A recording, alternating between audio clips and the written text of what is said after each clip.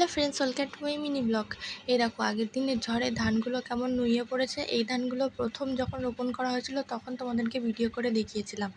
আজ এই কয় মাসের মধ্যে বড় হয়েছে, এখনও ঠিকঠাক পেকেও পারিনি, হয়তো কাটতো না, কিন্তু ঝড়ে সব নুয়ে পড়েছে। এইভাবে থাকলে তো নষ্ট হয়ে যাবে, তাই আজকে মেশিন লাগিয়ে সব ধান কেটে নিচ্ছে। আর এই মেশিনটা তোমরা কারা প্রথমবার দেখছো তারা প্লিজ কমেন্ট করে জানিও।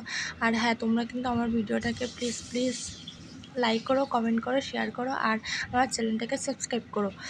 কারণ তোমরা সাবস্ক্রাইব না করলে আমি আমার চ্যানেলটাকে দাঁড় করাতে পারবো না। তোমাদের ভালোবাসাটাই আগে। আর এখানে ধান একেবারেই আলাদা হয়ে যাচ্ছে, ধান আলাদা হয়ে মেশিনে পড়ছে আর খড়গুলো বেরিয়ে যাচ্ছে। আর এই খড়গুলো যখন পড়েছিল তখন এই দেখো সারা মাঠের খড় সবাই নিয়ে যাচ্ছে, কেউ গরুতে খাওয়াবে, কেউ বাড়িতে জ্বালানি করবে। তাই জন্য বড়মশাই, কাকা, ঠাম্মি ওরা বস্তা নিয়ে চলে গেছে ভরতে। আর হ্যাঁ, আমার চ্যানেলটাকে প্লিজ সাবস্ক্রাইব করো। ওকে বন্ধুরা, টাটা।